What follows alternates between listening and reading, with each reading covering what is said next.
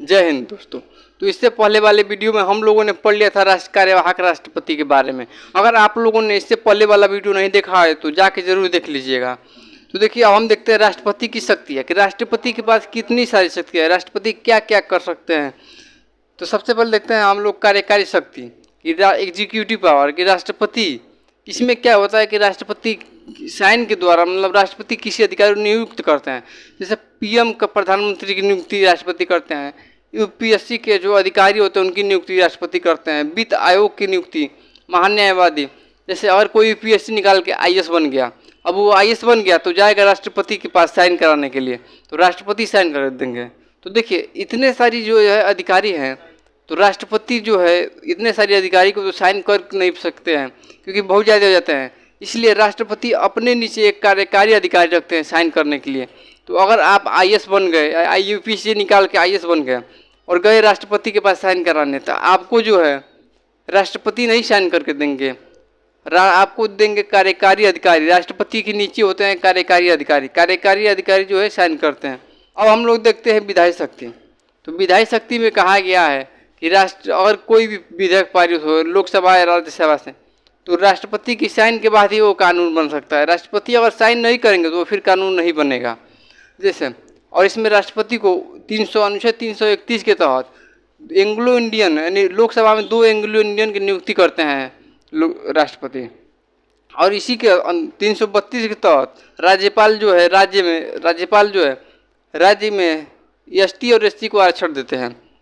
अब यहाँ पे कार्यकारी शक्ति और विधायी शक्ति। अब हम देखते हैं वित्तीय शक्ति। वित्तीय शक्ति फाइनेंशियल पावर कि अगर किसी भी स्थिति में, आकस्मिक स्थिति में, जैसे इंडिया का किसी देश से युद्ध हो गया या फिर किसी भी आकस्मिक स्थिति में अगर पैसा की ज़रूरत पड़ जाए, तो राष्ट्रपति जो है 500 करोड़ तक आकस्मिक निधि से निकाल सकते हैं, 500 करोड़ तक।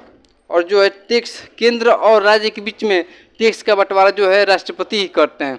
जैसे क्या होता है, जो राज्य जितना टैक्स वसूल देगा, संविधान में कहा गया है कि राज्य जितना टैक्स वसूल देगा उसका जो है 43% वापस करना होता है। उसका 43% केंद्र को वापस करना होता है। यानी अगर उत्तर प्रदेश है या फिर कोई भी राज्य है, टैक्स वसूल के दिया केंद्र को, तो केंद्र को जिम्मेदारी बनता है केंद्र का कि 43% उसको राज्य को वापस दे, जिससे राज्य का विकास हो, राज्य चल सके। तो देखिए, कभी कभी क्या देखने को मिलता है कि अगर किसी राज्य में और केंद्र में एक ही पार्टी हो, तो केंद्र क्या करता है, जिस राज्य में उसी की पार्टी होती है उस राज्य को ज़्यादा देता है। तो इसमें कोई दिक्कत नहीं है, वो दे भी सकता है कि, लेकिन 40% से कम नहीं दे सकता है। 40% एकदम इसको देना ही देना है। अगर उसी का पार्टी रहे राज्य में भी तो ज़्यादा भी दे सकता है, उस राज्य का विकास के लिए दे सकता है। या फिर कोई भी पार्टी हो वो जरूर देता है, अपने राज्य को जरूर देता है। तो इसमें केंद्र और राज्य के बीच टैक्स का बंटवारा दिया गया, इसको 40% लौटाना होता है केंद्र को। अब देखिए, अब लोगों ने कार्यकारी शक्ति, विधायी शक्ति और वित्तीय शक्ति तो देख ली है। अब हम लोग देखते हैं राष्ट्रपति की सैन्य शक्ति।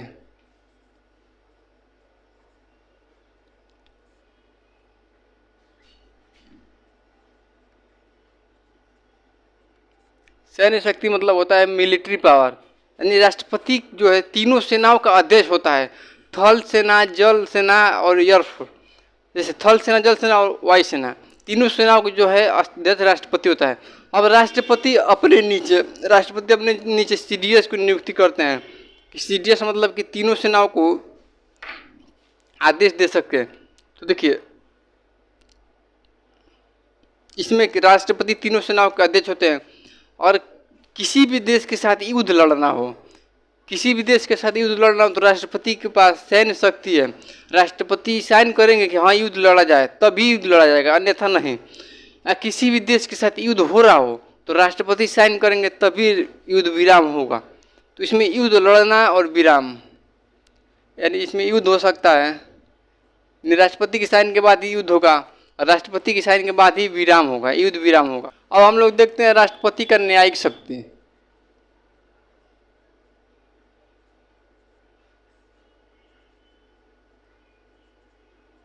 न्यायिक शक्ति मतलब होता है कि राष्ट्रपति सजा को माफ़ कर सकता है।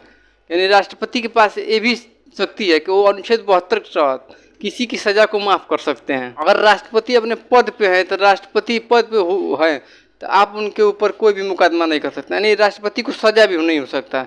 राष्ट्रपति को जुर्माना लग सकता है, पैसों का जुर्माना लग सकता है, उनको देना ही पड़ेगा, लेकिन राष्ट्रपति को सजा नहीं हो सकता। देखिए अगर राष्ट्रपति को सजा हो गया, राष्ट्रपति अपने पद पे है और सजा हो गया उनको, तो अपने साइन करके अपनी सजा को माफ़ कर लेंगे। तो राष्ट्रपति जब तक पद पे है राष्ट्रपति को सजा नहीं हो सकता। अब इसके अंतर्गत राष्ट्रपति कई प्रकार से सजा को माफ़ करते हैं। एक क्षमा होता है, इसके क्षमा मतलब होता है कि राष्ट्रपति कंप्लीट सजा को माफ़ कर देते हैं। कंप्लीट, इसमें से कंप्लीट सजा माफ़ हो जाता है। कंप्लीट माफ़ मतलब कि अगर किसी को फांसी लगने वाला हो और वो राष्ट्रपति के पास जाके वो गुहार लगाता है, तब राष्ट्रपति और चाहें तो राष्ट्रपति कुछ मतलब राष्ट्रपति मंत्रिमंडल से तब राष्ट्रपति इसके सज़ा को माफ़ कर सकते हैं, कंप्लीट सज़ा माफ़ कर सकते हैं। अब इसमें एक आता है विराम। इसके अंतर्गत क्या होता है, अगर किसी भी मतलब कि अगर किसी को फांसी होने वाला हो और फांसी होने वाला हो और उसका स्वास्थ्य जो है खराब हो गया, तो वो जाएगा राष्ट्रपति के पास। मतलब कि राष्ट्रपति क्या करेंगे, उसका स्वास्थ्य जब तक ठीक ना हो जाए तब तक के लिए उसका सज़ा को माफ़ कर सकते हैं। तो इसमें जो है स्वास्थ्य खराब, जब तक उसका स्वास्थ्य ठीक ना हो जाए उसकी सज़ा माफ़ रहेगा। लेकिन पूरी तरह से सज़ा इसमें माफ़ नहीं होगा। इसमें विराम लगाया जाता है कि जब तक उसका स्वास्थ्य ठीक नहीं हो जाता इसका सज़ा जो है माफ़ रहता है। अब एक होता है लघुकरण।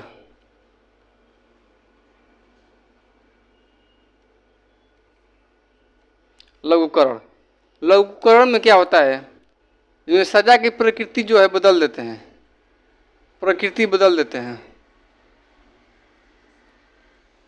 अब देखिए इसमें अगर किसी को मिला हो 10 साल कठोर जेल, यानी 10 साल कठोर सज़ा मिला हो, यानी 10 साल कठोर जेल। जब 10 साल कठोर जेल मतलब इसको जेल में अगर 10 साल लड़ रहा तो इससे पत्थर तुड़वाएंगे, बहुत कठिन काम कराते हैं। तो अगर 10 साल कठोर जेल मिला इसको, तो राष्ट्रपति के पास इतना पावर है कि लघुकरण के तहत इसको 10 साल कठोर की सज़ा को 10 साल, इसमें टाइम कम नहीं करेगा लेकिन उसकी सज़ा की प्रकृति कम कर देगा। यानी राष्ट्रपति चाह के भी ये 10 साल को 5 साल नहीं कर सकते हैं और 10 ही साल सज़ा करेंगे, लेकिन ये जो कठोर है इसको नॉर्मल कर सकते हैं। तो 10 साल कठोर सज़ा को 10 साल नॉर्मल कर सकते हैं।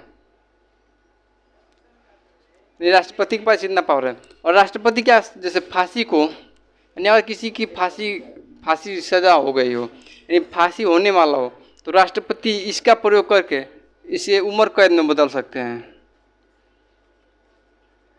उम्र कैद मतलब इस फांसी लगेगा तभी मरेगा, उम्र कैद में जीवन भर जेल में ही रहेगा। तो लघुकरण के उपयोग करके, लघुकरण में क्या होता है, सज़ा की प्रकृति बदला जाता है, न कि सज़ा की समय बदला जाता है।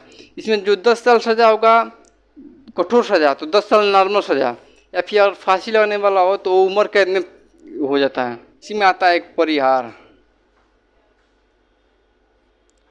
तो इसमें क्या होता है, परिहार में जो है सज़ा कम हो जाता है, लेकिन प्रकृति जो है सेम रहती है। प्रकृति सेम रहती है लेकिन सज़ा कम हो जाता है। यानी अगर किसी को 10 साल कठोर सज़ा हुआ हो, जैसे किसी को 10 साल कठोर सज़ा हुआ है,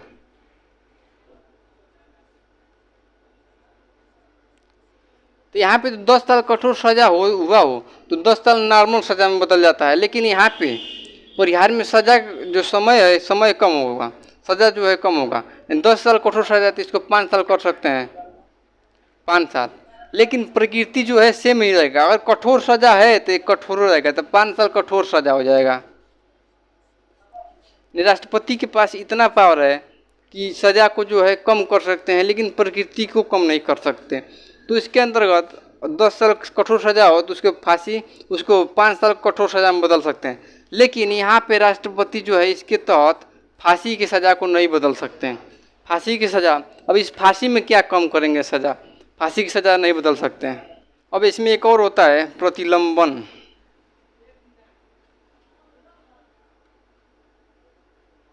इस प्रतिलंबन में राष्ट्रपति सजा को कुछ समय के लिए रोक सकते हैं। यानी अगर देखिए किसी को फांसी लग गया हो, जैसे मान लीजिए किसी को फांसी लगने वाला हो 10 तारीख तक, और 10 तारीख तक और वो पहुंचा राष्ट्रपति के पास, राष्ट्रपति भवन में पहुंचा अपनी सजा को माफ़ करने के लिए, फांसी को माफ़ करने के लिए। तो राष्ट्रपति पता चला कि वो राष्ट्रपति जो है विदेश दौरा पर गए हों, तो उस टाइम मिलेंगे नहीं, तब तो इसको फांसी लगेगा ही।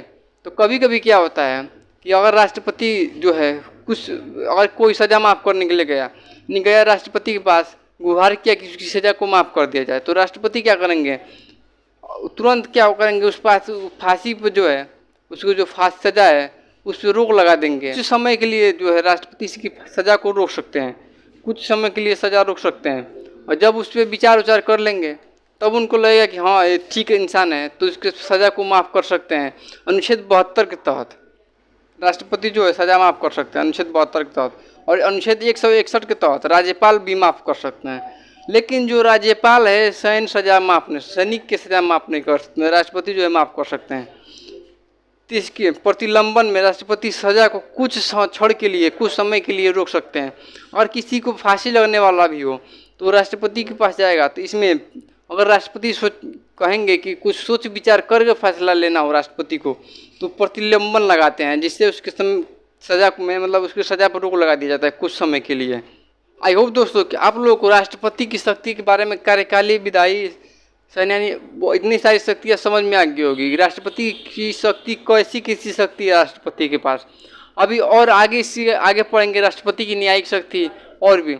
तो देखिए इसमें एक आगे और पढ़ेंगे आपातकालीन शक्ति, जो सबसे इम्पोर्टेंट है आपातकालीन शक्ति, इससे ज़्यादा क्वेश्चन बनता है। तो आई होप कि आप लोगों को समझ में आ गया होगा। और हम नेक्स्ट वीडियो में मिलते हैं।